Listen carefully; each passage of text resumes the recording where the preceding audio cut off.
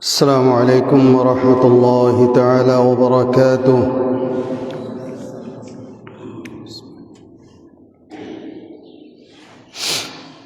الحمد لله نحمده ونستعينه ونستغفره ونعوذ بالله من شرور أنفسنا ومن سيئات أعمالنا. من يهده الله فلا مضل له ومن يضلله فلا هادي له. ونشهد أن لا إله إلا الله وحده لا شريك له. ونشهد أن سيدنا وحبيبنا ومولانا محمدا عبده ورسوله الذي أرسله بالحق بشيرا ونذيرا وداعيا إلى الله بإذنه وسراجا منيرا. فقد قال الله تعالى في كلامه المجيد وفرقانه الحميد: أعوذ بالله من الشيطان الرجيم. بسم الله الرحمن الرحيم. إن الله وملائكته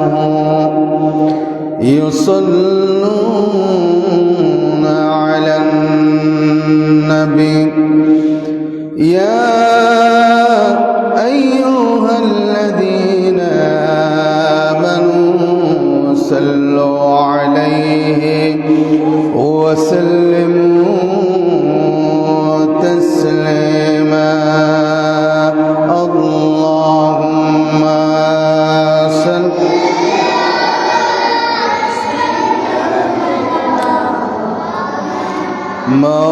مولانا محمد وعلى آل سيدنا مولانا محمد. اللهم صل على مولانا محمد وعلى آل سيدنا.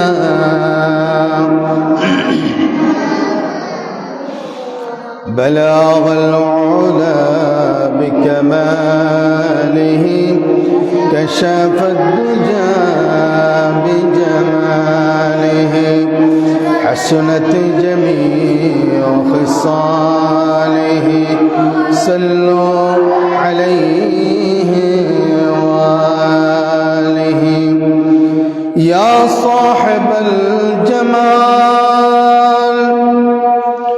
ويا سيد البشر،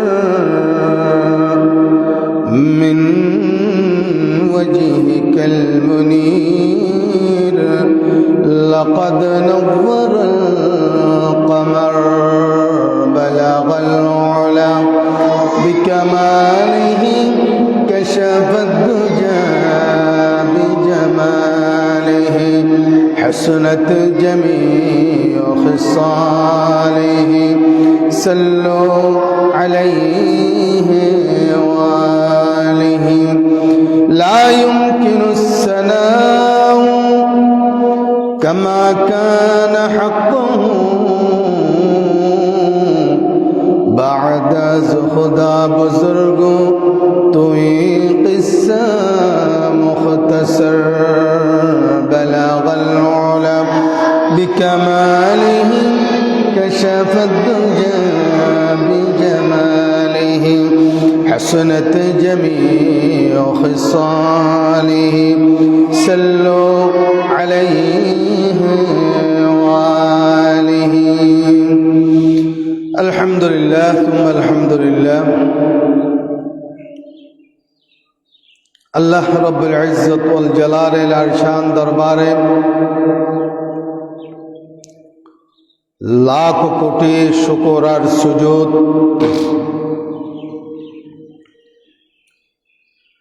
যে মহান রব্বুল ইজ্জত ওয়াল জালাল আমাদেরকে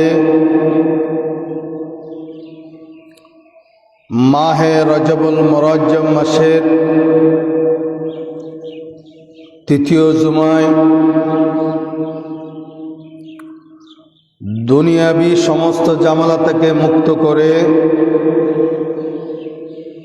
সুস্থ সবল রেখে আজকের এই পর্যন্ত আমাদের হায়াতকে বৃদ্ধি করে মনসা ইসলামিয়া ফাজিল ডিগ্রি জামি মসজিদে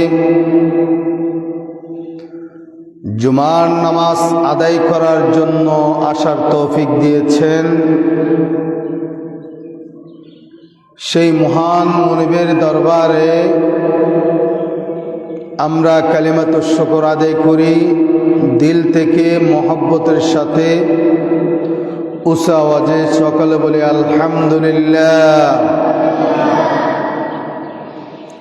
লাখ কোটি দরুদ আর সালাম সাইয়্যিদুল মুরসালিন রহমাতাল লিল আলামিন খাতিমুন নবিয়্যিন ইমামুল মুরসালিন সাইয়্যিদুস সাকালাইন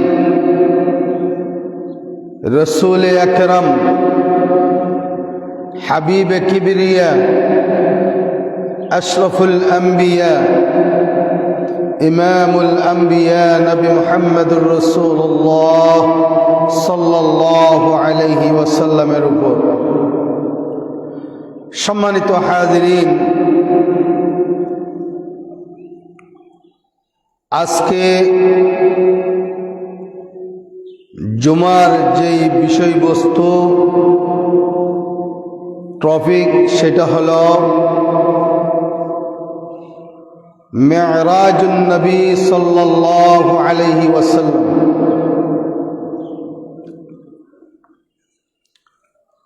মেরাজুন নবী সাল্লাল্লাহু আলাইহি ওয়াসাল্লাম এটি একটি বড় মুজিজা, যেই মুজিজা আল্লাহ রাব্বুল ইজ্জত ওয়াল জালাল দুনিয়ার জমিনে যত পয়গম্বর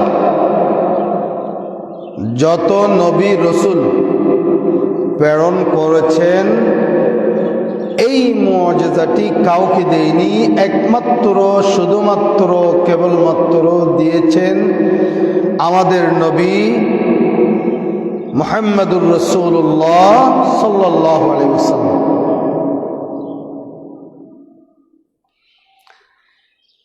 এই মেরাজুন নবী সাল্লাল্লাহু আলাইহি ওয়াসাল্লাম মাধ্যমে আল্লাহ রাব্বুল আলামিন আমার নবীকে তার রাজধানী আরশে আজিমে নিয়ে যেই মুজিজাটি প্রকাশ করেছেন, যেই মুজিজাটি ঘটালেন, সেই বিষয় নিয়ে মূলত আজকের আলোচনা। আল্লাহ রাব্বুল ইজ্জত ওয়াল জালাল যদি তৌফিক দান করেন, কোরআন ও হাদিসের আলোকে এই বিষয়গুলো বলার চেষ্টা করব ইনশাআল্লাহ। ওমা তৌফিকি ইল্লা বিল্লাহ আলাইহি তাওয়াক্কালতু ওয়া ইলাইহি উনীব। সুবহানাকা লা ইলমা লানা ইল্লা মা আল্লামতানা ইন্নাকা আনতাল আলিমুল হাকীম। ইয়া রাব্বি লাকাল হামদ কামা ইয়ানবাগি লিজালালি ওয়াজহিক وعظيم سلطانه আল্লাহ রাব্বুল আলামিন ইসরা এবং মেরাজ দুইটি বিষয়, মেরাজ কি ইসরা কি, ইসরা সম্পর্কে আল্লাহ রাব্বুল আলামিন সরাসরি 15তম পারার প্রথম পৃষ্ঠা সূরা বনী ইসরাইলের প্রথম নম্বর আয়াত, এই আয়াত আল্লাহ রাব্বুল আলামিন ইসরা সম্পর্কে আলোচনা করেছেন। আমার নবীকে যে মেরাজ করেছেন, ইসরা করেছেন, এই বিষয়ে আল্লাহ রাব্বুল আলামিন সরাসরি এই আয়াতের মধ্যে আলোচনা করেছেন। আমার আল্লাহ নিজে আলোচনাটি করেছেন, কারণ যে মেরাজ, যে ইসরাটি আল্লাহ রাব্বুল আলামিন আমাদের নবীকে সশরীরে জাগ্রত অবস্থায় করেছেন। আল্লাহ রাব্বুল আলামিন বলেন, সুবহানাল্লাযী আসরা বি'আবদিহি লাইলাম মিনাল মাসজিদিল হারাম ইলাল মাসজিদিল আকসা الذي باركنا حوله لنريه من آياتنا إنه هو السميع البصير الله رب العالمين বলেন সুবহান, সুবহান হলো কত পবিত্রতা বর্ণনা করছি সেই সত্তা। তিনি কোন সত্তা? আমাদের আল্লাহ, আমাদের আল্লাহ। আল্লাযী, যিনি, আসরা বিআবদিহি, যিনি তার বান্দাকে, আসরা ভ্রমণ করেছেন, লাইলাম রাত্রি বেলায়। কখন? রাত্রি বেলায়। মিনাল মসজিদিল হারামি ইলাল মসজিদিল আকসা, মসজিদে হারাম থেকে মসজিদে আকসা পর্যন্ত যাকে ভ্রমণ করেছেন, ইসরা করেছেন। আল্লাযী বারাকনা হাওলাহু লিনুরিয়াহু মিন আয়াতিনা, আল্লাযী বারাকনা হাওলাহু, আল্লাহ রাব্বুল আলামিন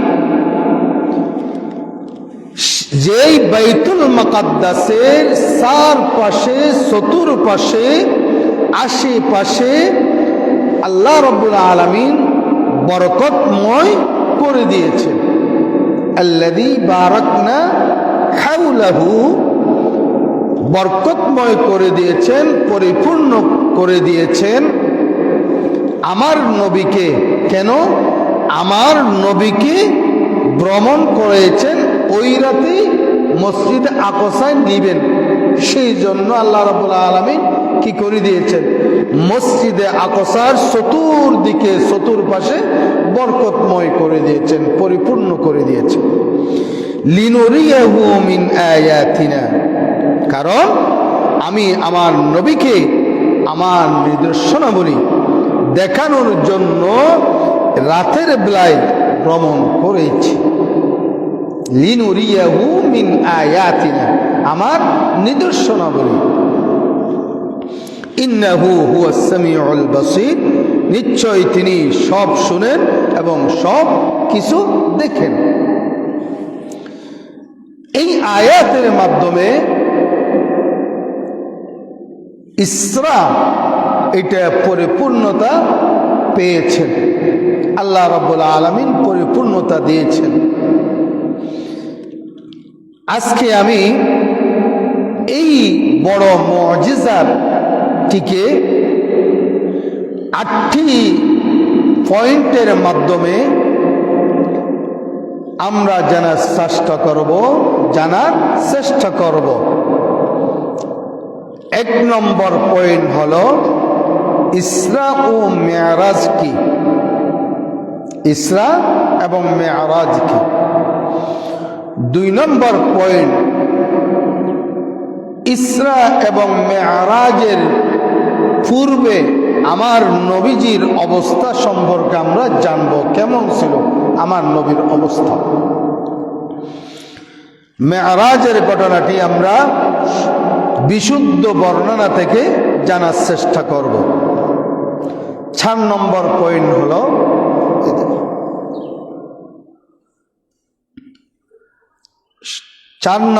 পয়েন্ট হলো মেরাজ থেকে আমাদের নবীজি সাল্লাল্লাহু আলাইহি ওয়াসাল্লাম আসার পরে প্রথম দেখা হলো আবু জাহেলের সাথে। কার সাথে? আবু জাহেলের সাথে। সেই বিষয়গুলো আমরা জানব। 5 নম্বর পয়েন্ট রাসূল সাল্লাল্লাহু আলাইহি ওয়াসাল্লামকে কাফের বেঈমানেরা বাইতুল মুকাদ্দাসের যেই বর্ণনাগুলো জানার জন্য উত্তক্ত করেছিলেন সেই বিষয়গুলো আমরা জানব এবং কিভাবে আমাদের নবীজি বর্ণনা দিলেন, তাদেরকে শোনালেন, সেই বিষয়গুলো আমরা জানার চেষ্টা করব। 6 নম্বর পয়েন্ট হলো মেরাজের রাতে অনেক নবীদের সাথে, রসুলদের সাথে আমার নবীর দেখা হয়েছে। যেমন হযরত মুসা আলাইহিস সালাতু ওয়াস সালামের সাথে আমার নবীর সাক্ষাৎ হয়েছে, হযরত ইব্রাহিম আলাইহিস সালাতু ওয়াস সালামের সাথে আমার নবীর সাক্ষাৎ হয়েছে, হযরত আদম আলাইহিস সালাতু ওয়াস সালামের সাথে আমার নবীর সাক্ষাৎ হয়েছে, হযরত ঈসা আলাইহিস সালাতু ওয়াস সালামের সাথে আমার নবীর সাক্ষাৎ হয়েছে। এভাবে করে প্রায় নবীদের সাথে আমার নবীর সাক্ষাৎ হয়েছে। সেই বিষয়গুলো আমরা জানার চেষ্টা করব। 8 নম্বর পয়েন্ট হলো মেরাজের রাতে আমাদের নবী মুহাম্মদুর রাসূলুল্লাহ সাল্লাল্লাহু আলাইহি ওয়াসাল্লাম আল্লাহ রাব্বুল আলামিনের পক্ষ থেকে অনেকগুলো উপহার পেয়েছেন। কি উপহার পেয়েছেন, কি জিনিস আল্লাহ রাব্বুল আলামিন আমার নবীকে দিলেন, সেইগুলো আমরা সহিহ হাদিস থেকে জানার চেষ্টা করব ইনশাআল্লাহ। তাহলে আমরা সরাসরি আলোচনার মধ্যে যাই। পয়েন্ট নম্বর 1 নম্বর পয়েন্ট হলো ইসরা ও মেরাজ কি। আমরা তো জানি আমাদের নবী সাল্লাল্লাহু আলাইহি ওয়াসাল্লামের মেরাজ হয়েছে, উনি মসজিদে হারাম থেকে বাইতুল মুকাদ্দাস থেকে উর্দাকাশে গিয়েছেন। কোনটা কি সেটা আমরা জানি না, আমরা আজকে জানব। ইসরার আওদানিক অর্থ হলো আসিরু লাইলা, অর্থাৎ রাতের বেলায় ভ্রমণ করা। ইসরা রাতের বেলা ছাড়া, রাত ছাড়া হয় না। এই জন্য ইমাম সাকাবী রাহিমাহুল্লাহ বলেন, আল ইসরাউ লা ইয়াকুনু লাইলান ইল্লা বিল-লাইল। ইমাম সাকাবী রাহিমাহুল্লাহ বলেন, রাত্রিকালীন ভ্রমণকে ইসরা বলে, অর্থাৎ ইসরা রাত ছাড়া সম্ভব নয়। ইসরার পারিভাষিক অর্থ হলো, ইসরা বলা হয় রিহলাতুন আরদিয়াতুন বিকুদরাতিল্লাহি আযজা ওয়া জাল লিরাসূলিল্লাহি সাল্লাল্লাহু আলাইহি ওয়াসাল্লাম মিনাল মসজিদিল হারাম ইলাল বাইতুল মাকদিস। অর্থাৎ আল্লাহ রাব্বুল আলামিনের কুদরতের মসজিদে হারাম থেকে বাইতুল মাকদাস পর্যন্ত আমাদের নবী হযরত মুহাম্মদুর রাসূলুল্লাহ সাল্লাল্লাহু আলাইহি ওয়াসাল্লামকে সশরীরে জাগ্রত অবস্থায় রাত্রিকালীন ভ্রমণকে বলা হয় ইসরা। তাহলে ইসরার সংক্ষেপ কত হলো? ইসরার সংক্ষেপ কত হলো? রাত্রিবেলায় মসজিদুল হারাম থেকে মসজিদুল আকসা অর্থাৎ বাইতুল মাকদাস পর্যন্ত যেই ভ্রমণ, এই ভ্রমণকে বলা হয় ইসরা। এই ভ্রমণকে বলা হয় ইসরা। এরপর মেরাজ। মেরাজ কি? মেরাজ কাকে বলে? মেরাজ হলো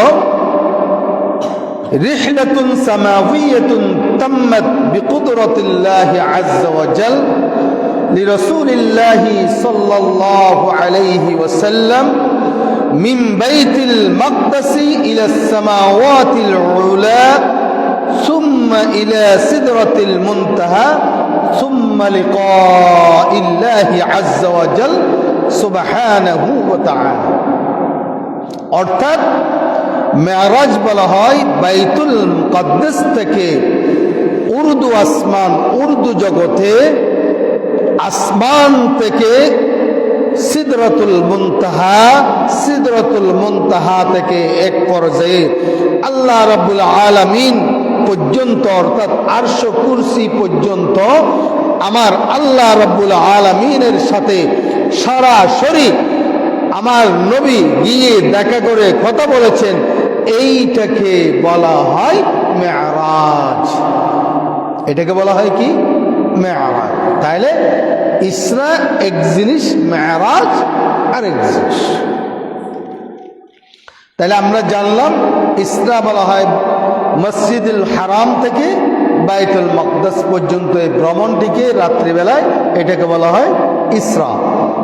আর মেরাজ বলা হয় বাইতুল মুকদ্দাস থেকে সিদরাতুল মুনতাহা, সাত আসমান সিদরাতুল মুনতাহা আল্লাহর আরশ পর্যন্ত আমার আল্লাহ রাব্বুল আলামিনের সাথে দেখা করেছেন। আমার আল্লাহ রাব্বুল আলামিন আমার নবীকে নিয়ে গিয়েছেন তার আরশ আজিমের মধ্যে। এই সফরকে বলা হয়, অর্থাৎ উর্দু জগতের সফরকে বলা হয় মেরাজ। 2 নম্বর পয়েন্ট, মেরাজের আগের অবস্থা। আমার নবীজি সাল্লাল্লাহু আলাইহি ওয়াসাল্লাম মেরাজের আগের অবস্থাটা কেমন ছিল? মক্কা নগরীতে আমাদের নবীর অবস্থানটা কেমন ছিল মেরাজের আগে? 1 নম্বর, আমাদের নবী দেখতে দেখতে নবুয়তের 11টি বছর চলে গেল মক্কা নগরীতে।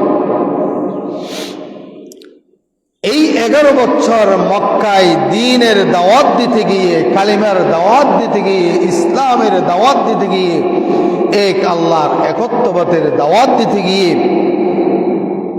আল্লাহর একত্ববাদের দাওয়াত দিতে গিয়ে রাসূল সাল্লাল্লাহু আলাইহি ওয়াসাল্লাম ও তার সাহাবীগণ, তাদের উপর কাফের মুশরিকরা এত বেশি নির্যাতন করেছেন, এত বেশি অপমান তারা করেছেন, এত বেশি নির্যাতনের স্টিম রোলার তারা চালিয়েছিলেন আমার নবীর উপরে, সাহাবায়ে কেরামদের উপরে।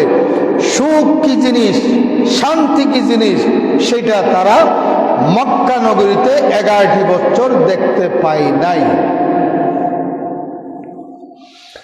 নিরাপত্তা কি জিনিস সেটা তারা দেখে নাই। অন্যদিকে রাসূল সাল্লাল্লাহু আলাইহি ওয়াসাল্লামের মক্কায় ঘরে বাহিরে যারা আমার নবীকে সাহায্য সহযোগিতা করতেন, তাদের মধ্যে একজন হলো দাদা চাচা আবু তালেব, চাচা আবু তালেব। আরেকজন হলো আম্মাজান খদিজাতুল কুবরা রাদিয়াল্লাহু তাআলা আনহা। তারা দুজনও ইন্তেকাল করলেন। তাদের ইন্তেকাল ও মক্কার কাফেরদের অত্যাচারের কারণে নবীজি সাল্লাল্লাহু আলাইহি ওয়াসাল্লাম চিন্তায় পেরেশানিতে জর্জরিত অবস্থায় হয়ে গেল। যেই সময়টাকে, যেই বছরটাকে বলা হয় আমুল হুজন, তথা চিন্তার বছর, পেরেশানির বছর আমার নবীর জন্য। এরপর মক্কার কাফেরদের নির্যাতনে, নিপীড়নে টিকতে না পেরে আমার নবী কালিমার দাওয়াত নিয়ে আশ্রয়ের জন্য তাইফের উদ্দেশ্যে রওনা হলেন। আমার নবীজি যখন তাইফের উদ্দেশ্যে রওনা হলেন, তাইফে গেলেন। তাইফে যাওয়ার পর, তাইফে যখন গেলেন, তাইফে যাওয়ার পর আমাদের নবী এক ব্যক্তির সাথে তিনি সাক্ষাৎ করলেন তাইফে গিয়ে, যার নাম ইবনে আব্দি ইয়ালিল ইবনে আব্দে কুলাল। ওই লোকের সাথে আমার নবী সাক্ষাৎ করলেন তাইফের মধ্যে গিয়ে।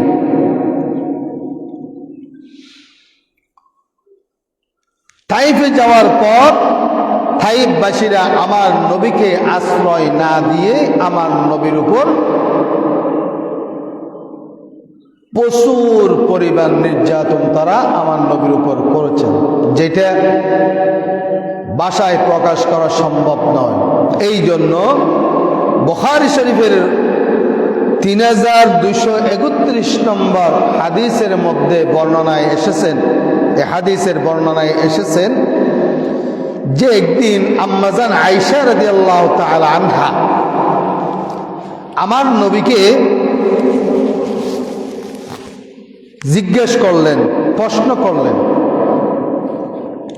ইয়া রাসূলুল্লাহ, আচ্ছা বলেন তো আপনি, হাল আতা আলাইকা ইয়াউমুন কানা আশাদ্দা মিন ইয়াউমিন উহুদ ইয়া রাসূলুল্লাহ।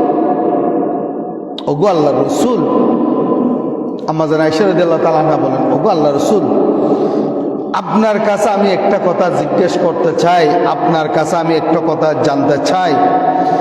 আপনার জীবনে উহুদের যুদ্ধের সময় যেই কষ্ট, যেই নির্যাতন, আপনি যেই ব্যথা অনুভব করেছেন, কষ্ট পেয়েছেন, তার চেয়ে বেশি কষ্ট কি আপনি আর কোনোদিন কখনো কোথাও পেয়েছেন কি? এই কথা যখন জিজ্ঞেস করলেন, নবীজি বলেন আম্মাজান আয়েশা রাদিয়াল্লাহু তাআলা আনহাকে, লাকাদ লাকীতু মিন কওমিকা মা লাকীতু ওয়া কানা আশাদ্দু মা লাকীতু মিনহুম ইয়াওমাল আকাবাতি ইযা আরাদতু নাফসি আলা ইবনে আব্দি ইয়ালিল ইবনে আব্দি কুলাল। নবীজি বলেন, আয়েশা রে, আমি এত বড় আঘাত পেয়েছি উহুদের যুদ্ধে, উহুদের ময়দানের যে যুদ্ধের চলাকালীন অবস্থায় আমি ভয়ঙ্কর কঠিন আঘাত আমি পেয়েছি, কষ্ট আমি পেয়েছি, তার চেয়ে 1000 গুণ বেশি ভয়ঙ্কর আঘাত আমি পেয়েছি ওই তাইফের ময়দানে, যেখানে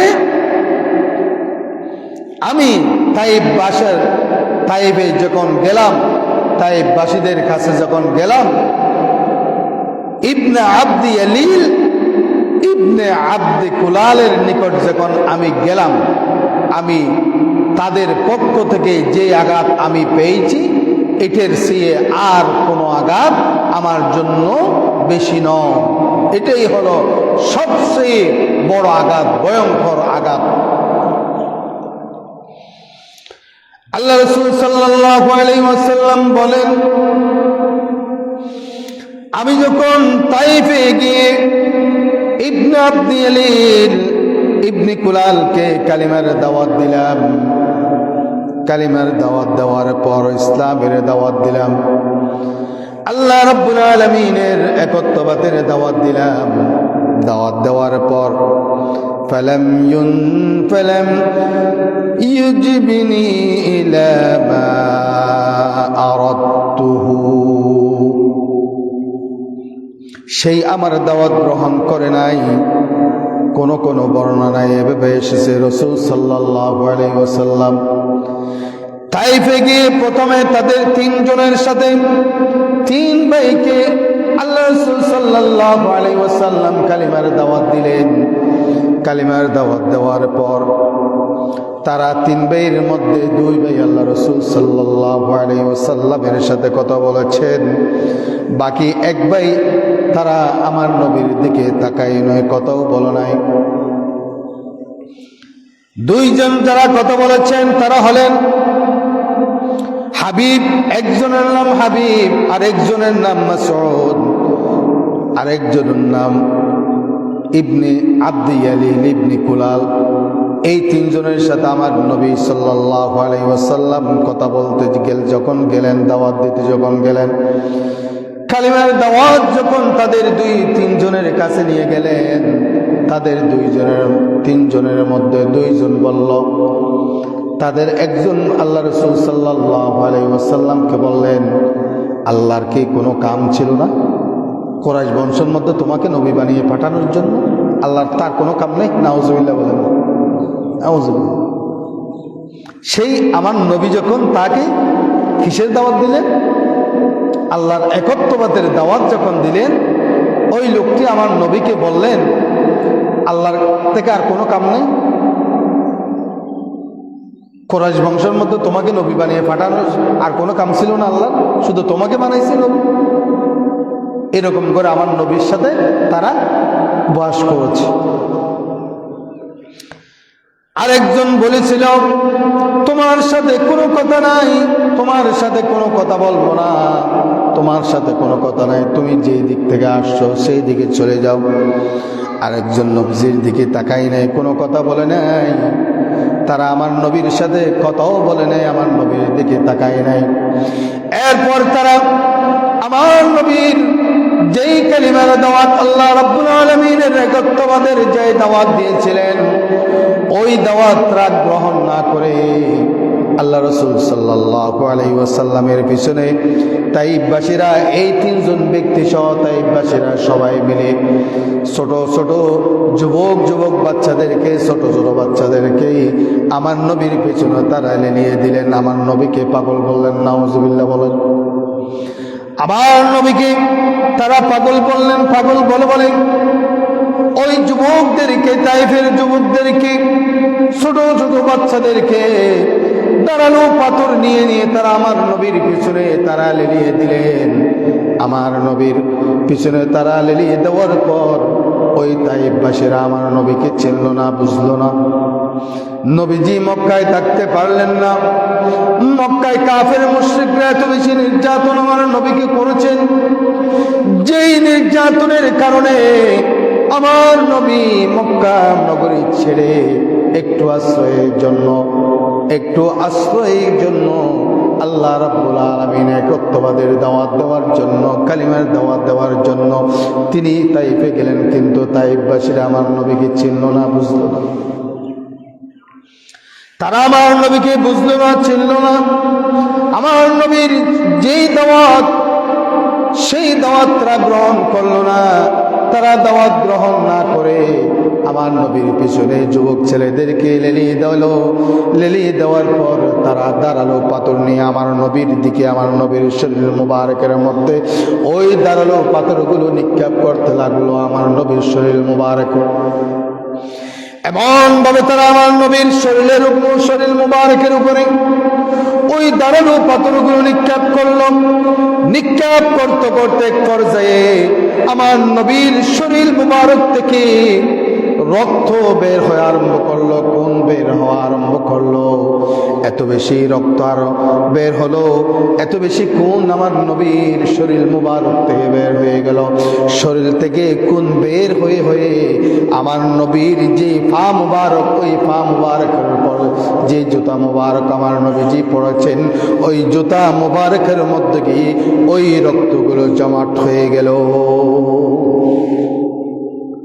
তারা আমার নবীকে চিনল না, বুঝলো না আমার নবীকে। তারা রক্ত জমাট বেঁধে গেল, আমার নবীর শরীরগুলো রক্তাক্ত হয়ে গেল, পুরো শরীর কত বিক্ষত হয়ে গেল। ওই দাঁড়ালো পাথরের আঘাতে আমার নবীর শরীর মুবারকটি ক্ষত বিক্ষত হয়ে গেল। আমার নবীকে এত বেশি কষ্ট দিয়েছেন তাইফবাসীরা। এই জন্য আল্লাহ রাসূল সাল্লাল্লাহু আলাইহি ওয়াসাল্লাম আম্মা জান আয়েশা রাদিয়াল্লাহু তাআলা আনহা বলেন, ও আয়েশা রে, তাইফবাসীরা আমাকে যে আঘাত দিয়েছে, এই আঘাতের চেয়ে আর তার চেয়ে বেশি কোনো আঘাত আমি এই পর্যন্ত পাইনি। এরপর আমার নবী বলেন, ফান্তালাকতু আনা মাহমুমুন আলা ওয়াজহি ফালাম আস্তাফিক ইল্লা ওয়া আনা বিকরনিস সালিক। এরপর নবীজি বলেন, আমি এমন অবস্থায় পড়ে গেলাম, আমি কিছু বুঝে উঠতে পারছিলাম না। আমি কর্ণের সালিব নামে একটা জায়গার মধ্যে গিয়ে আমি পৌঁছে গেলাম। আমি ওখানে যাওয়ার পর কর্ণের সালিব ওই জায়গায় আমি যখন গেলাম, গিয়ে আমি উপস্থিত হলাম। উপস্থিত হওয়ার পর আমি কোনো কিছু বুঝতে পারলাম না, বুঝতেছি না আমি কেমন যেন আমার অবস্থা হয়ে গেল। কারণ এত বেশি রক্ত আমার শরীর থেকে ঝরে গেছে, বের হয়েছে। আমার অবস্থা কেমন যেন হয়ে গেল, অজ্ঞান অবস্থার মতো হয়ে গেলাম। আমি কোনো কিছু বুঝে উঠতে পারছিলাম না। এমন সময় রফাতু রাসি, আমার নবী বলেন, এমন সময় আমি আকাশের দিকে যখন তাকালাম, আকাশের দিকে তাকাতে আমি দেখতে পেলাম, আকাশের দিকে আমি যখন তাকালাম, আকাশের দিকে আমি দেখলাম কদ আজাত লাগনি ফানাজারতু, আমি আকাশের দিকে তাকালাম, আকাশের দিকে আকাশের একটা মেঘ দেখতে পেলাম। আকাশের মধ্যে এক টুকরা মেঘ আমি দেখতে পেলাম। দেখার পর ফানাজারতু, আমি ভালো করে দেখলাম ওই মেঘখানাকে, আমি ভালো করে দেখলাম। দেখার পর ফাইদা ফিহি জিবরাইল, আমি দেখতে পেলাম ওই মেঘের ভিতরে, আকাশে যে মেঘের টুকরাটা উদয় হয়ে গেল, ওই মেঘের ভিতরে আমি দেখতে পেলাম হযরত জিবরাইল আলাইহিস সালাতু ওয়াস সালামকে। সুবহানাল্লাহ। আমি আকাশের ওই মেঘের দিকে যখন আমি তাকালাম, ওই মেঘের ভিতরে আমি দেখতে পেলাম হযরত জিবরিল আলাইহিস সালাতু ওয়াস সালাম। হযরত জিবরিল আলাইহিস সালাতু ওয়াস সালামকে আমি দেখতে পেলাম।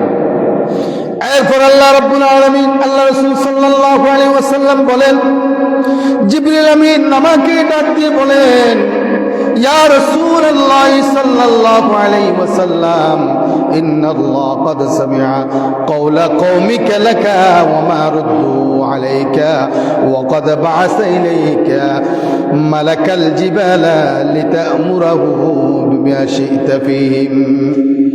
হযরত জিবরিল আলাইহিস সালাতু ওয়াস সালাম আমাকে ডাক দিয়ে বলেন, আমার নবীজি বলেন, আমাকে ডাক দিয়ে বলেন, জিবরিল, আপনার সাথে তারা তাইফবাসীরা যে আচরণ আপনার সাথে করেছেন, যেই আঘাত আপনাকে করেছে, যেই অপমান আপনাকে তারা করেছেন, আপনি নিজের জন্য কিছু চান নাই, আপনি নিজের জন্য তাদের কাছ থেকে কেউ চান নাই। আপনি শুধুমাত্র তাদের কাছে আল্লাহ রাব্বুল আলামিনের একত্ববাদের দাওয়াতটা আপনি তাদের কাছে দিলেন, কালিমার দাওয়াতটা দিলেন, ইসলামের দাওয়াতটা শুধুমাত্র আপনি দিলেন। কিন্তু তারা আপনার এই দাওয়াত গ্রহণ না করে আপনাকে যে কষ্ট তারা দিয়েছেন, আপনার উপরে যে নির্যাতন তারা করেছেন, যে আপনার সাথে যে আচরণ তারা করেছেন, আপনার শরীর মুবারকে যে পাথর দিয়ে তারা কত বিক্ষত করেছেন, এইগুলো আল্লাহ রাব্বুল আলামিন দেখেছেন। কে বলেন কথাটা? হযরত জিবরিল আলাইহিস সালাম। কাকে বলেন? আমার নবীকে বলেন। আল্লাহ রাব্বুল আলামিন দেখেছেন, তিনি প্রত্যক্ষ করেছেন এইগুলো। সেই জন্য আল্লাহ রাব্বুল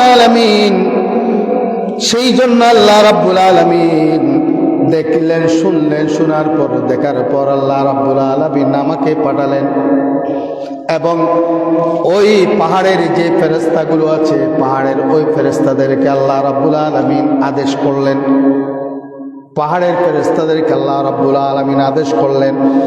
কি আদেশ করলেন?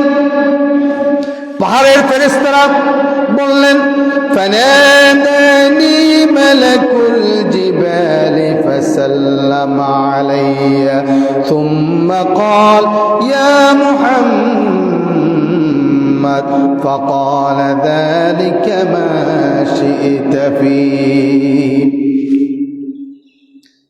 পাহাড়ের ফেরেশতারা আমার নবীকে ডাক দিয়ে বললেন, ওগো নবীজি, ইয়া রাসূলুল্লাহ সাল্লাল্লাহু আলাইহি ওয়াসাল্লাম, আল্লাহ রাব্বুল আলামিন আমাদেরকে পাঠিয়েছেন আপনার নিকট।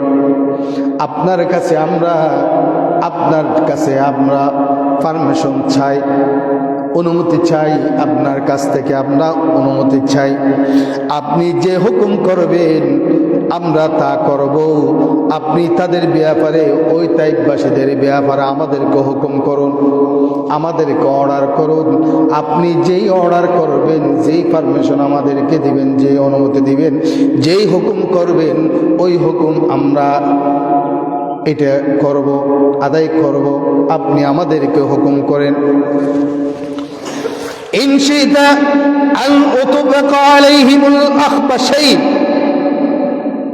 আপনি যদি বলেন আমি দুই পাহাড়কে দুই দিক থেকে সাথে করে চাপ দিয়ে ওই তাইফবাসীদেরকে আমি ধ্বংস করে ফেলবো, দুই পাশের দুই পাহাড়কে একত্রিত করে তাইফবাসীদেরকে মাঝখানে রেখে আমি তাদেরকে ধ্বংস করে ফেলবো, এই কথাটা কারা বললেন?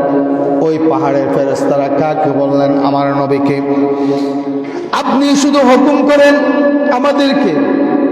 আমার নবী কেমন দরদি নবী, কেমন দরদি নবী আমার নবী। আমার নবী বললেন, ও ফেরেশতারা তোমরা শুনো, আমার নবী কি বললেন, কি সুন্দর করে তাদেরকে উত্তর দিলেন। ফাকাল নবী সাল্লাল্লাহু আলাইহি ওয়াসাল্লাম লা, আমার নবী বলেন লা বাল আরজু আন ইউখরিজাল্লাহু মিন আসলাবিহিম মান ইয়াবুদুল্লাহ ওয়াহদাহু লা ইউশরিক বিহি শাইয়্যা।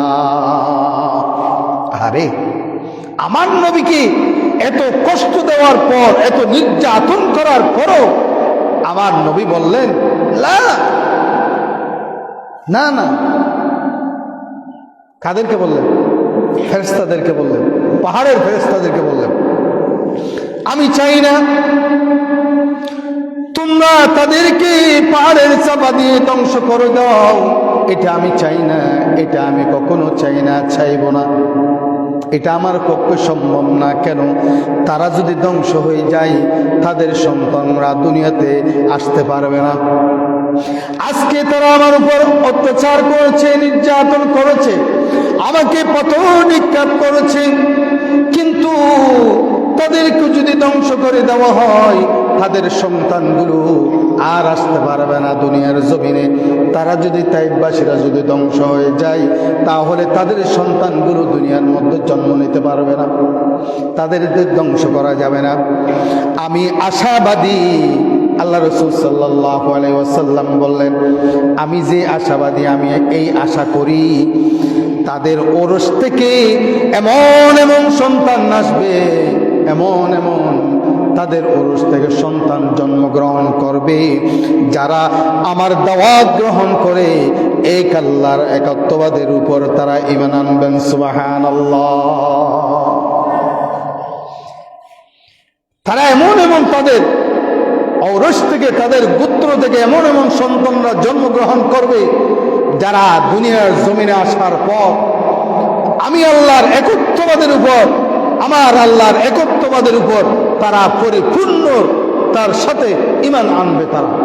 তাদেরকে ধ্বংস করা যাবে না, এটা আমার বিশ্বাস। নবীজি বলেন এটা আমার বিশ্বাস। এরপরে নবীজি বলেন তারা আল্লাহ রাব্বুল আলামিনের সাথে কোনো শিরিক করবে না, আমার আল্লাহর সাথে কোনো শিরিক করবে না। তারা আমার দাওয়াত গ্রহণ করে আল্লাহর কাছে আত্মসমর্পণ করবেন এবং আত্মসমর্পণ করে তারা খাঁটি মুমিন হয়ে যাবেন, মুসলমান হয়ে যাবেন। সুবহানাল্লাহ। অথচ নবীজিকে কি পরিমাণ তারা অত্যাচার করেছে, কিন্তু আমার নবী বললেন না না, সম্ভব না, এটা কখনো সম্ভব না। এইটা হলো মেরাজের 2 নম্বর প্রেক্ষাপট। এখান থেকে মেরাজ সংগঠিত হওয়ার প্রেক্ষাপট এখান থেকে শুরু। এরপর আল্লাহ রাসূল সাল্লাল্লাহু আলাইহি ওয়াসাল্লাম পবিত্র মক্কা জিন্দেগীর সমাপ্তি হবে। এরপর রাসূল সাল্লাল্লাহু আলাইহি ওয়াসাল্লাম মক্কা থেকে মদিনায় হিজরত করে দিবেন। আল্লাহ রাব্বুল আলামিনের পক্ষ থেকে মক্কা থেকে মদিনায় হিজরত করার জন্য নির্দেশ আসবে। আদেশ যখন আসবে, আল্লাহ রাসূল সাল্লাল্লাহু আলাইহি ওয়াসাল্লাম মদিনায় চলে যাবেন, হিজরত করে চলে যাবেন। কিন্তু মক্কার আল্লাহ রাসূল সাল্লাল্লাহু আলাইহি ওয়াসাল্লাম দ্বীন পরিপূর্ণভাবে প্রতিষ্ঠিত করতে পারে নাই, ইসলামী রাষ্ট্র প্রতিষ্ঠা করতে পারে নাই আল্লাহ রাসূল সাল্লাল্লাহু আলাইহি ওয়াসাল্লাম মক্কার জমিনে। এই জন্য আল্লাহ রাসূল সাল্লাল্লাহু আলাইহি ওয়াসাল্লামকে মদিনায় আল্লাহ রাব্বুল আলামিন হিজরতের নির্দেশ করবেন। আল্লাহ রাসূল সাল্লাল্লাহু আলাইহি ওয়াসাল্লাম যখন মদিনায় যাবেন, মদিনায় গিয়ে আল্লাহ রাসূল সাল্লাল্লাহু আলাইহি ওয়াসাল্লাম ইসলামী রাষ্ট্র কায়েম করবে। কি রাষ্ট্র কায়েম করবে? ইসলামী রাষ্ট্র কায়েম করবে। মদিনায় গিয়ে ইসলামী রাষ্ট্র কায়েম করবে। তখন মুসলমানদের সুদিন ফিরে আসবে, মুসলমানদের সুদিন ফিরে আসবে। ইসলামী রাষ্ট্র প্রতিষ্ঠা করার জন্য 14 দফা সম্বলিত সংবিধান এবং স্বরাষ্ট্র পররাষ্ট্র নীতিমালা হাতে কলমে আমার নবীকে আল্লাহ রাব্বুল আলামিন বুঝিয়ে দেওয়ার জন্য আল্লাহ রাব্বুল আলামিনের আরশ আজিমে, রাজধানী আরশ আজিমে আমার নবীকে নিয়ে গেলেন। সুবহানাল্লাহ। 3য় নম্বর উদ্দেশ্য, মেরাজের 3য় নম্বর উদ্দেশ্য হলো রাসূল সাল্লাল্লাহু আলাইহি ওয়াসাল্লামের এক নাম হলো বশীর, বশীরুন ওয়া নাযীরা। আমার নবীকে আল্লাহ রাব্বুল আলামিন একটি উপাধি দিয়েছেন, আমার নবীকে একটি উপাধি দিয়েছেন বশীরুন, আরেকটি উপাধি দিয়েছেন আমার নবীকে নাযীরুন। বশীরুন এবং নাযীরুন সুসংবাদ দানকারী এবং ভয়ভীতি প্রদর্শনকারী। সুসংবাদ দানকারী, ভয়ভীতি প্রদর্শনকারী হিসেবে আমার নবীকে আল্লাহ রাব্বুল আলামিন দুনিয়ার জমিনের মধ্যে প্রেরণ করেছেন।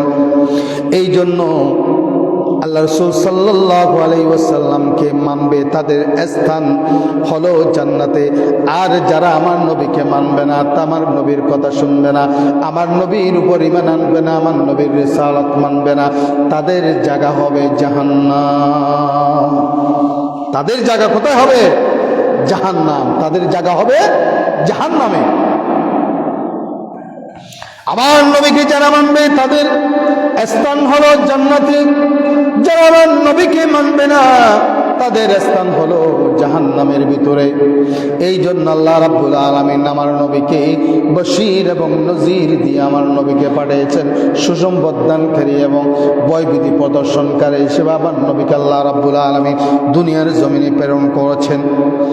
আর জাহান্নামে যে অশান্তির জায়গা, জাহান্নাম যে অশান্তির জায়গা, এই জিনিসগুলো উম্মতে মুহাম্মাদীকে বোঝানোর জন্য, দুনিয়াবাসীকে বোঝানোর জন্য, জমিনবাসীকে বোঝানোর জন্য আল্লাহ রাব্বুল আলামিন আমার নবীকে প্রেরণ করেছেন। আর জান্নাত যে শান্তির জায়গা, ওই শান্তির জায়গাটা বোঝানোর জন্য আল্লাহ রাব্বুল আলামিন আমার নবীকে দুনিয়ার জমিনের মধ্যে প্রেরণ করেছেন। এইগুলো যদি না দেখি, কাউকে যদি কেউ কোনো একটা জিনিস না দেখে বলে যে আজকে এমন এমন হয়েছে, কিন্তু দেখে নাই, সেই শুনেছে, এটা সহজে কেউ বিশ্বাস করবে? বলেন না, কেউ বিশ্বাস করবে? মনে করেন আমি আপনাদেরকে একটা কথা বললাম, ভাই আমি আজকে এমন একটা অবস্থা দেখলাম, যে অবস্থা, কিন্তু আপনারা কেউ দেখেন না, এটা আপনারা শুনেছেন, আমিও দেখিনি, আমিও শুনেই বললাম আজকে এমন একটা ঘটনা ঘটছে বলে। এই কথাটা বললে আপনারা কি এটা বিশ্বাস করবেন? বিশ্বাস করবেন, বিশ্বাস করবেন ওইটা যে এটা আপনি নিজেও দেখেছেন, অন্যরাও দেখেছে, এটাকে বিশ্বাস। এই জন্য যেই জিনিসগুলো না দেখে মানুষ সহজে বিশ্বাস করবে না, আল্লাহ রাব্বুল আলামিন আমার নবীকে সবগুলো ভয়ভীতি প্রদর্শন কিভাবে করবে এইগুলো সব বিষয়গুলো দেখানোর জন্য, শান্তি কোনটা, অশান্তি কোনটা, ভালো কোনটা, খারাপ কোনটা, কল্যাণ কোনটা, অকল্যাণ কোনটা, এইগুলো বোঝানোর জন্য আমার নবীকে সবগুলো দেখিয়ে মানুষকে বোঝানোর জন্য মেরাজের আয়োজন করেছেন। সুবহানাল্লাহ। চতুর্থ নম্বর উদ্দেশ্য হলো, আল্লাহ হলেন রব্বুল আলামিন। আল্লাহ হলেন কি? রব্বুল আলামিন। আর আমার নবীর সিফাত দিলেন কি? রহমাতুল্লিল আলামিন। আল্লাহ নিজে রব্বুল আলামিন, আমার নবীকে বন্ধু বানালেন, বন্ধুর লকব দিলেন রহমাতুল্লিল আলামিন। রব্বুল আলামিন অর্থ সারা জাহানের পৃথিবীর প্রতিপালক, সারা জাহানের প্রতিপালক। আর রাসূল সাল্লাল্লাহু আলাইহি ওয়াসাল্লামকে আল্লাহ রাব্বুল আলামিন লকব দিলেন রহমাতুল্লিল আলামিন, গোটা জাহানের রহমত। সুবহানাল্লাহ। গোটা জাহানের রহমত। যেমন আল্লাহ রাব্বুল আলামিন কোরআনে কারীমের ভিতরে বলেন, ওয়ামা আরসালনাকা ইল্লা রাহমাতাল লিল আলামিন। আল্লাহ রাব্বুল আলামিন বলেন, ওগো আমার হাবিব, আমি আপনাকে গোটা পৃথিবীর জন্য, পৃথিবীর মধ্যে যা কিছু আছে সব কিছুর জন্য আমি আল্লাহ আপনাকে রহমত স্বরূপ পাঠিয়েছি। সুবহানাল্লাহ। এরপর শায়ের বলেন, जहां तक है रुबूबियत खुदा की वहां तक ऐ नबूवत मुस्तफा की। शायर बोलें, अल्लाह रब्बुल आलमीনের রুবুবিয়ত, আল্লাহ রাব্বুল আলামিনের রুবুবিয়ত যেখানে যেখানে, আল্লাহ রাসূল সাল্লাল্লাহু আলাইহি ওয়াসাল্লামের রিসালাত সেখানে সেখানে, আল্লাহ রাব্বুল আলামিনের রাজত্বর যেমন যেখানে যেখানে, আল্লাহ রাসূল সাল্লাল্লাহু আলাইহি ওয়াসাল্লামের রিসালাত সেখানে সেখানে। সুবহানাল্লাহ। এই জন্য আল্লাহ রাব্বুল আলামিন আমার হাবিবকে সর্বভৌমত্বের এবং অঞ্চলগুলো জরিপ করার জন্য মেরাজের আয়োজন করেছেন আল্লাহ রাব্বুল আলামিন। পঞ্চম নম্বর উদ্দেশ্য মেরাজের, হাদিসের মধ্যে এসেছে, লাউলা কালামা খালাকতুল আফলাক। হাদিসের ভিতরে এসেছে, আল্লাহ রাব্বুল আলামিন বলেন, আপনাকে সৃষ্টি না করলে আমি আসমান, জমিন, আরশ, কুরসি, লৌহ, কলম, জান্নাত, জাহান্নাম, পাহাড়, পর্বত, কোনো কিছু আমি আল্লাহ সৃষ্টি করতাম না। সুবহানাল্লাহ। এরপর 6 নম্বর হলো মেরাজের উদ্দেশ্য। 6 নম্বর মেরাজের উদ্দেশ্য হলো, আমাদের নবীজির ব্যাপারে যখন আল্লাহ রাব্বুল আলামিন ঘোষণা দিলেন, কি ঘোষণা করলেন আল্লাহ রাব্বুল আলামিন? আল্লাহ রাব্বুল আলামিন বলেন, হে আমার সৃষ্টিসমূহ, হে আমার সৃষ্টিসমূহ, তোমরা কি জানো আমার বন্ধু, আমার হাবিব মুহাম্মদুর রাসূলুল্লাহ সাল্লাল্লাহু আলাইহি ওয়াসাল্লামকে আমি কোথায় সৃষ্টি করব? তোমরা কি তা জানো? আল্লাহ রাব্বুল আলামিন সৃষ্টি জগৎকে কি করলেন? প্রশ্ন করলেন। তখন সকল সৃষ্টি এক বাক্যে আরজ করলেন, হে আমাদের মালিক, হে আমাদের রব, হে আমাদের প্রতিপালক, আপনি এলেম তা জানা, এগুলো তো আপনার, আপনি জানবেন, আমরা কিভাবে জানবো? এই এলম তো আপনার কাছে, আমাদের কাছে তো সেই এলম নাই। আমরা কিভাবে জানব? তবে মানুষ এই কথা বলার পরও আল্লাহ রাব্বুল আলামিনের কাছে একটি আরজি করছিলেন। মানুষ আসমান আরজি করছিলেন, জমিন আর আরজি করছিলেন, মানুষ আরজি করছিলেন, সব কিছু আরজি পেশ করছিলেন আমার আল্লাহ রাব্বুল আলামিনের কাছে। আল্লাহ রাব্বুল আলামিন বললেন, হা হা, বলো কি আরজি? তখন আমি আজ তোমাদের প্রত্যেকের দোয়া আমি কবুল করব। তোমরা আমার কাছে আরজি পেশ করো, তোমাদের আরজিগুলো আমি কবুল করব। এই কথা আল্লাহ রাব্বুল আলামিন বললেন। তখন জমিন বলল, তখন জমিন আল্লাহ রাব্বুল আলামিনের কাছে আরজি পেশ করলেন, হে আমার মালিক, শেষ নবীকে আমার বুকে আপনি সৃষ্টি করেন, আমার বুকের মধ্যে আপনি সৃষ্টি করে আমাকে ধন্য করুন, পৃথিবীর মধ্যে আমাকে ধন্য করুন, যেন আমি চিরকাল তাকে নিয়ে গর্ব করতে পারি।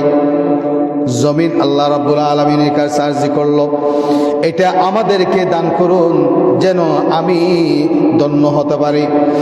এরপর জমিন বল, আসমান বলল, ওগো মালিক, আপনার হাবিবকে আমাদের কাছে, আমার কাছে আপনি পাঠান যেন আমি ধন্য হতে পারি।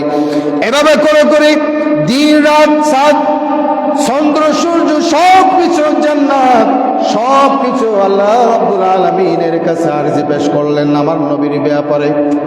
আরজি পেশ করার পর চিরকাল তারা যেন আমার নবীকে নিয়ে তারা গর্ব করতে পারে। অথচ আল্লাহ রাব্বুল আলামিন আমাদেরকে, আমার নবীকে পাঠা দিলেন। সুবহানাল্লাহ, আমার নবীকে আমাদের কাছে পাঠালেন, কিন্তু নবীকে আমরা চিনি না। নবীকে আমরা চিনি না, আমরা বুঝতেও চেষ্টা করি না। সব কিছু আল্লাহ রাব্বুল আলামিনের কাছে আরজি পেশ করছে আমার নবীকে নেওয়ার জন্য।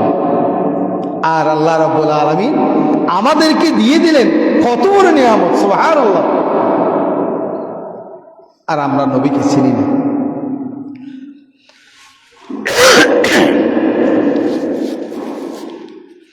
সকল সৃষ্টির ধ্যান ধারণা আল্লাহ রাব্বুল আলামিন পরীক্ষা করলেন। পরীক্ষা করার পর আল্লাহ রাব্বুল আলামিন বলেন, তোমরা যে যাই বলো না কেন, আমি আল্লাহ যা ইচ্ছা করি তাই হবে। তোমরা যা কিছু বলো না কেন, আমি আল্লাহ যা ইচ্ছে করি তাই হবে। তবে আমি তোমাদের সকল আশা পূর্ণ করব, কাউকে আমি বঞ্চিত করব না। সুবহানাল্লাহ। আল্লাহ রাব্বুল আলামিন বললেন, আসমান, জমিন, সূর্য, চন্দ্র, জান্নাত, সাগর, নদী, নালা, গাছ, পাহাড়, পর্বত সব কিছু আল্লাহ রাব্বুল আলামিনের কাছে কি করেছিল? আরজি পেশ করেছিল আমার নবীকে বুকে নেওয়ার জন্য। সুবহানাল্লাহ।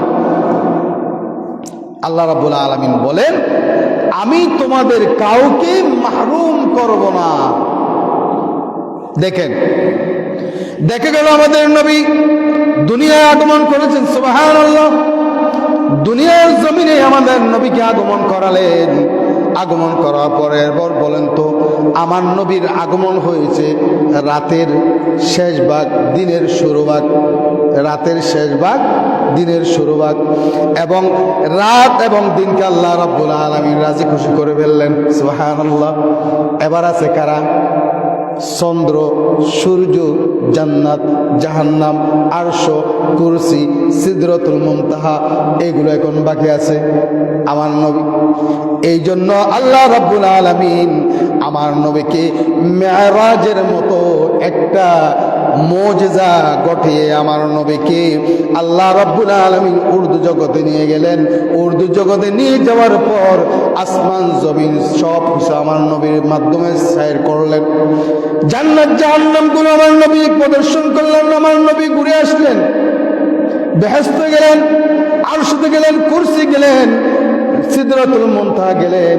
প্রথম আসমান, দ্বিতীয় আসমান, তৃতীয় আসমান, চতুর্থ আসমান, পঞ্চম আসমান, ষষ্ঠ আসমান, সপ্তম আসমান, এভাবে করে পার দিয়ে সিদরাতুল মুনতাহা, জাহান্নাম, জান্নাত সব কিছু দেখার পর আমার নবী ব্যাপারে আল্লাহ রাব্বুল আলামিন যে ওয়াদা করেছিলেন আমি তোমাদেরকে মাহরুম করব না, সেই ওয়াদা মেরাজের মাধ্যমে আল্লাহ রাব্বুল আলামিন পরিপূর্ণ করে দিলেন। সুবহানাল্লাহ। দেখছেন মেরাজের উদ্দেশ্যটা দেখছেন? মেরাজ এমনি এমনি হয়নি, মেরাজ এমনি এমনি হয়নি। এরপর আমাদের নবী যেহেতু সৃষ্টির সেরা, কেমন সেরা আল্লাহ রাব্বুল আলামিন পরে বাকি সবের উপরে আমাদের নবী মর্যাদা আল্লাহ জমিন। আল্লামা জামি বলেন, ইয়া সাহেবাল জামাল ওয়া ইয়া সাইয়্যিদাল বাশার মিন ওয়াজহিকাল মুনির লাকাদ নাওয়ারাল কামার। আল্লামা জামি বলেন, ইয়া সাহেবাল জামাল ওয়া ইয়া সাইয়্যিদাল বাশার, হে সুন্দর ওহি মানবের সর্দার। আল্লামা জামি রাহমাতুল্লাহ আলাইহি বলেন, মিন ওয়াজহিকাল মুনির লাকাদ নাওয়ারাল কামার। তিনি বলেন আপনার চেহারার নূরের ছাপ আলোকিত হয়েছে। সুবহানাল্লাহ। আপনার চেহারার নূরের ছাপ আলোকিত হয়েছে। এরপর তিনি বলেন, লা ইউমকিনুস সানাউ কামা কানা হাক্কাহু। আপনি যে পরিমাণ প্রশংসার যোগ্য, আপনি যেই পরিমাণ প্রশংসার যোগ্য সেই পরিমাণ প্রশংসা করা আমাদের পক্ষে সম্ভব নয়। তিনি বলেন, বাদা আজ খুদা বুজুর্গ তুই কিসা মুখতাসার। তিনি বলেন অবশ্যই সংক্ষেপে এতটুকু আমি বলা যায়, এতটুকু বলতে পারি, আল্লাহর পরে আপনি বড় সম্মানিত। সুবহানাল্লাহ। আল্লাহর পরে আপনি সবচেয়ে বড় সম্মানিত, এতটুকু আমি বলতে পারি। আল্লামা জামি বলেন। ৮ নম্বর, দুনিয়ার যত মখলুকাত আল্লাহ রাব্বুল আলামিন সৃষ্টি করেছেন, সব মখলুকাতের সৃষ্টি আল্লাহর ইচ্ছায় সৃষ্টি করেছেন। সব মখলুকাতকে আল্লাহ রাব্বুল আলামিন নিজের ইচ্ছে কি করেছেন? সৃষ্টি করেছেন। কিন্তু আমার নবীর বেলায় আল্লাহ রাব্বুল আলামিন, আমার নবীর বেলায় সেটা না।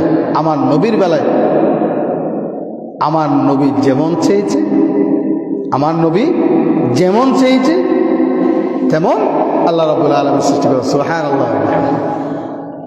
এই জন্য ফাকানা কাবা কাউসাইনি আও আদনা, ফাকানা কাবা কাউসাইনি আও আদনা। এটা কোথায়? সূরা নজম, সূরা নজমের 9 নম্বর আয়াত। ফাকানা কাবা কাউসাইনি আও আদনা। এখানে মুফাসসিরগণ বলেন, মুহাদ্দিসগণ এটার উপরে অনেকগুলো হাদিস এনেছেন, দলিল আদিল্লা এনেছেন। অনেকে বলেছেন আমার নবী মেরাজের মধ্যে গিয়ে আল্লাহ রাব্বুল আলামিনকে সরাসরি দেখেছেন। আবার কেউ বলেছেন আমাদের নবী অন্তরের চোখ দিয়ে দেখেছেন। এক একজন এক এক দলিল এনেছেন, দলিল দিয়েছেন। এই দলিলের মধ্যে ফাকানা কাবা কাউসাইনি আও আদনা, আমার আল্লাহ আর আমার নবী সামনে সামনে দুলুকের মতো একেবারে কাছে, তার চেয়ে কাছে আমার আল্লাহর সামনে গিয়ে আমার নবী বসেছেন ওই মেরাজের আরশের মধ্যে। সুবহানাল্লাহ। নিজের চক্ষু মোবারক দিয়ে আমার নবী আমার আল্লাহকে দেখেছেন। সুবহানাল্লাহ। এটাই প্রমাণ করে ফাকানা কাবা কাউসাইনি আও আদনা। এই জন্য আল্লাহ রাব্বুল আলামিন আমার নবীকে এই বিষয়ে, আমার নবীকে কোথায় নিয়ে গেলেন? মেরাজে। কেন? ওগো আমার হাবিব, সমস্ত মখলুকাতকে আমি আমার ইচ্ছায় সৃষ্টি করেছি, কিন্তু আপনাকে ছাড়া আপনার ব্যাপারে ব্যতিক্রম ছিল, আপনার ক্ষেত্রে ব্যতিক্রম ছিল। কেমন ব্যতিক্রম ছিল? আপনি চাইছেন কেমন, আমি আল্লাহ বানাইছি কেমন, সেটা আমি দেখার জন্য আপনি আসুন, আমার দরবার আপনি চলে আসুন। স্বাগতম, আপনি চলে আসুন। ওগো আমার হাবিব, আপনি আসুন আমার আরশের মধ্যে, আপনি রাজ মেহমান হিসেবে আপনি চলে আসুন। আপনাকে আমার সামনে বসাবো। আর আপনি চাইলেন কেন? আমি আল্লাহ বানালাম কেমন, আমি আপনাকে দেখব। সুবহানাল্লাহ। এটার জন্য মেরাজ, এটার জন্য কি মেরাজ। এই জন্য আরেকটি বিষয় বলে আমি শেষ করে দিচ্ছি, সেটা হলো কোন একজন বাদশা সেই একটা বালাখানা বানার পর এখানে যদি কেউ না যায়, এটার কোনো গুরুত্ব থাকবে? ওই বালাখানা যদি না দেখে কেউ, বালাখানাটা যদি কেউ দেখতে না যায়, ওই বালাখানা কোনো গুরুত্ব থাকবে? আর বলেন না, আপনি একটা বালাখানা বানালেন, কেউ যাচ্ছে না। আপনি একটা পার্ক খুলে দিলেন, কেউ যাচ্ছে না। আপনি একটা মসজিদ বানিয়ে দিলেন, কেউ মসজিদ নামাজ পড়তে আসছে না, মসজিদটা এমনি পড়ে রয়েছে, নামাজও হয় না, আজানও হয় না। আচ্ছা, এটার কোনো দাম আছে? এটার কোনো গুরুত্ব আছে? আল্লাহ রাব্বুল আলামিন মেরাজের উদ্দেশ্য বর্ণনা করতে গিয়ে বলেন, কোন একজন বাদশা একটা রাজপ্রাসাদ তৈরি করলেন। ওই রাজপ্রাসাদ তৈরি করার পর যদি কোনো দর্শক দেখতে না যায়, তাহলে ওই বাদশার অহংকার প্রকাশ পাবে না, ওই বাদশার অহংকার প্রকাশ পাবে না, ওই বাদশার গুরুত্ব থাকবে না, ওই বালাখানার ওই রাজপ্রাসাদের কোনো গুরুত্ব থাকবে না। আমার আপনার আল্লাহ হলেন তিনি সকল বাদশার বাদশা, সকল রাজার রাজা, তিনি হলেন মহারাজা। আল্লাহ রাব্বুল আলামিন হলেন মহারাজা, সকল হাকিমের হাকিম, তার উপরে কোনো হাকিম নাই, সবার উপরে তিনি হাকিম। সকল বিচারকের বিচারক, সব বিচারকের উপরে তিনি বিচারক, সব রাজার উপরে তিনি রাজা, মহারাজা, রাজাদিরাজ। আর তার এই অহংকারের সাদর শুধুমাত্র কেবলমাত্র কার? আমার আল্লাহ রাব্বুল আলামিনের যেই অহংকারের সাদর, যেই অহংকারের সাদর মাত্র ওয়ালাহুল কিবরিয়া, কোরআনে কারীমের আয়াত, ওয়ালাহুল কিবরিয়া, আমার আল্লাহর অহংকারের মালিককে, আমার আল্লাহ সমস্ত অহংকারের মালিককে। বলেন, আল্লাহ সমস্ত অহংকারের মালিককে? একমাত্র আল্লাহ। যাদের এখন একটু একটু টাকা পয়সা হয়েছে তারা অহংকার করেনি? করে। যারা একটু হঠাৎ ক্ষমতার মালিক হয়ে গেল তারা ক্ষমতার অহংকার দেখায়। যারা হঠাৎ আঙ্গুল বলে কলা গাছ হয়ে যায় তারা হঠাৎ অহংকার প্রকাশ করে, অহংকার দেখায়, মানুষের গৌরব করে, সম্পদ নিয়ে গৌরব করে, গাড়ি নিয়ে গৌরব করে, বাড়ি নিয়ে গৌরব করে। করেনি? আসেনি? গৌরব করে তারা। অথচ আল্লাহ রাব্বুল আলামিন বলেন কোরআনে কারীমের ভিতরে, ওয়ালাহুল কিবরিয়া, সমস্ত অহংকারের মালিক শুধুমাত্র আমি আল্লাহ। সমস্ত অহংকারের মালিক কে? আল্লাহ, আর কেউ নয়। সেই আল্লাহর কুদরতের রাজপ্রাসাদ দেখার জন্য সকল নবী রাসূলগণ আল্লাহর দরবারে আরজি পেশ করেছিলেন। সমস্ত নবী রাসূলগণ আল্লাহ রাব্বুল আলামিনের দরবারে আরজি পেশ করলেন, দরখাস্ত করলেন, কিন্তু কারো দরখাস্ত কবুল হয়নি। যেমন মূসা আলাইহিস সালাতু ওয়াস সালামের আরজি ছিল এইরূপ, যেটা আল্লাহ রাব্বুল আলামিন সূরা আরাফের 143 নম্বর আয়াতের মধ্যে আল্লাহ রাব্বুল আলামিন কোট করে দিলেন। কোট করে দিয়ে বলেন, ওয়ালাম্মা জা মূসা লিমিকাতিনা ওয়া কাল্লামাহু রাব্বুহু ক্বালা রাব্বি আরিনি আনজুর ইলাইক।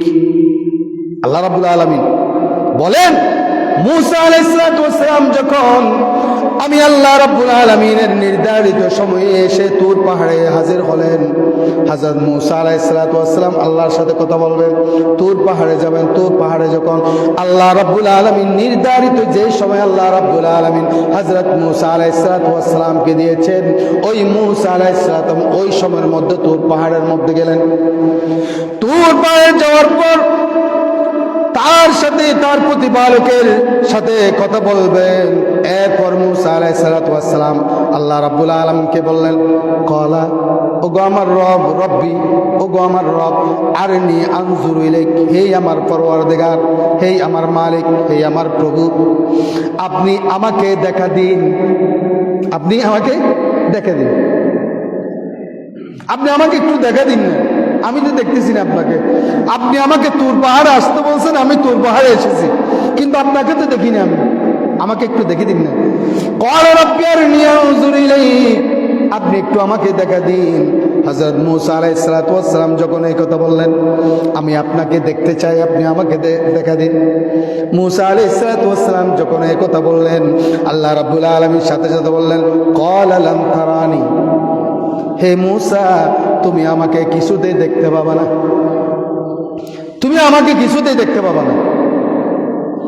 মূসা আলাইহিস সালাতু ওয়াস সালাম কিন্তু পয়গম্বরের মধ্যে খুব গরম পয়গম্বর ছিলেন, খুব আবার সজ্ঞ পয়গম্বর ছিলেন, আমার আল্লাহর খুব সজ্ঞ পয়গম্বর ছিলেন, খুব সজ্ঞ নবী ছিলেন আমার আল্লাহর, আবার খুব গরম ছিলেন, যেটা বলবে সেটা করে ছাড়তেন হযরত মূসা আলাইহিস সালাতু ওয়াস সালাম। আল্লাহ রাব্বুল আলামিন যখন বললেন, হে মূসা, তুমি আমাকে দেখতে পাবা না, এরপর আল্লাহ রাব্বুল আলামিন বলেন, মূসা বলেন, না, আমি আপনাকে দেখতে চাই, আমি আপনাকে দেখতে চাই, আমাকে দেখা দিতে হবে। আল্লাহ রাব্বুল আলামিন আবার মূসাকে বললেন, ওয়ালাকিন ইনজুর ইলাল জাবালি ফাইন ইসতাকাররা মাকানাহু ফাসাউফা তারানি। আল্লাহ রাব্বুল আলামিন মূসাকে বলেন, আচ্ছা মূসা, তাহলে তুমি একটা কাজ করো, কি, তুমি পাহাড়ের দিকে দৃষ্টিপাত করো। কোন দিকে? পাহাড়ের দিকে তুমি কি করো? দৃষ্টিপাত করো। হযরত মূসা আলাইহিস সালাতু ওয়াস সালাম পাহাড়ের দিকে দৃষ্টিপাত করলেন। পাহাড়ের দিকে যখন দৃষ্টিপাত করলেন, ফাসাউফা তারানি, তবে তুমি আমাকে দেখতে পাবে। পাহাড়ের দিকে যদি তুমি দৃষ্টিপাত করো, ফাসাউফা তারানি, তুমি আমাকে দেখতে পারবে। অতঃপর মূসা আলাইহিস সালাতু ওয়াস সালাম পাহাড়ের দিকে দৃষ্টিপাত করলেন। আল্লাহ রাব্বুল আলামিন বলেন, ফালাম্মা তাজাল্লা রাব্বু, যখন পাহাড়ের উপর আল্লাহ রাব্বুল আলামিনের নূরের আপন তাজাল্লি যখন পড়ে গেলেন পাহাড়ের উপর, পাহাড়ের উপর যখন নূরের আল্লাহ রাব্বুল আলামিনের নূরের যে তাজাল্লি, এই আপন তাজাল্লি যখন পাহাড়ের উপর পড়ে গেলেন, লিল জাবালি জাআলাহু দাক্কা, আল্লাহ বলেন, লিল জাবালি জাআলাহু দাক্কা, সাথে সাথে গোটা ওই নূরের তাজাল্লিতে গোটা পাহাড়গুলো চূর্ণ বিচূর্ণ হয়ে গেল। সুবহানাল্লাহ, চূর্ণ বিচূর্ণ হয়ে গেল। এখন ওখাররা মূসা সাইকা, মূসা আলাইহিস সালাতু ওয়াস সালাম, এদিকে মূসা অজ্ঞান হয়ে পড়ে গেছে, আরে খবর নাই, পাহাড়গুলো চূর্ণ বিচূর্ণ হয়ে গেল, আর মূসা আলাইহিস সালাম কি হয়ে গেল? কাইতেই অজ্ঞান হয়ে পড়ে গিয়েছে। হযরত মূসা আলাইহিস সালাতু ওয়াস সালাম যখন জ্ঞান ফিরে আসলো, মূসা আলাইহিস সালাতু ওয়াস সালাম বললেন, ফালাম্মা আফাকা ক্বালা সুবহানাকা তুবতু ইলাইকা ওয়া আনা আউয়ালুল মুমিনিন। হযরত মূসা আলাইহিস সালাতু ওয়াস সালাম বললেন, ও আমার মালিক, ওগো আমার প্রভু, ওগো আমার আল্লাহ, আমি আপনার দরবারে, আপনি তো সেই সত্তা, পবিত্র সত্তা, ক্বালা সুবহানাকা তুবতু ইলাইকা, আমি আপনার দরবারে তওবা করছি, আর দুনিয়ার কেউ আপনাকে দেখতে সক্ষম হবে না, দুনিয়ার জমিনের কোন চক্ষু দিয়ে আপনাকে দেখা সক্ষম হবে না, কেউ দেখতে পারবে না। কে বললেন কথাটা? হযরত মূসা আলাইহিস সালাতু ওয়াস সালামকে আল্লাহ রাব্বুল আলামিনকে বললেন, এই বিশ্বাস স্থাপন করে হযরত মূসা আলাইহিস সালাতু ওয়াস সালাম ঈমান আনলেন। কিন্তু তার হাবিবকে তার রাজপ্রাসাদে নিয়ে দেখানোর জন্য আল্লাহ রাব্বুল আলামিন এই মেরাজের আয়োজন করেছেন। সুবহানাল্লাহ, এটা হলো মেরাজের উদ্দেশ্য, এগুলো হলো মেরাজের উদ্দেশ্য। দুনিয়ার কারো চক্ষু দিয়ে আল্লাহকে দেখা যায় না, কিন্তু দেখেছেন একমাত্র, শুধুমাত্র, কেবলমাত্র তিনি হলেন কে? আমাদের নবী মুহাম্মদুর রাসূলুল্লাহ সাল্লাল্লাহু আলাইহি ওয়াসাল্লাম। আমরা তো সেই নবীর উম্মত, আমরা সেই শ্রেষ্ঠ মহানবী আমরা শ্রেষ্ঠ উম্মত। আলহামদুলিল্লাহ বলি, আলহামদুলিল্লাহ। আল্লাহ রাব্বুল আলামিন আমাদেরকে সব যে সমস্ত কথাগুলো আমি বলেছি, যে বিষয়গুলো বলেছি মেরাজের, এই বিষয়গুলো, এই শিক্ষাগুলো যেন আল্লাহ রাব্বুল আলামিন আমাদেরকে জানার এবং বুঝার, মানার তৌফিক দান করেন। ওয়াখির দাওয়ানা আলহামদুলিল্লাহি রাব্বিল আলামিন। আসসালামু আলাইকুম ওয়া রাহমাতুল্লাহি তাআলা ওয়া বারাকাতুহু। যারা সুন্নত পড়েন সুন্নত পড়ে নিন।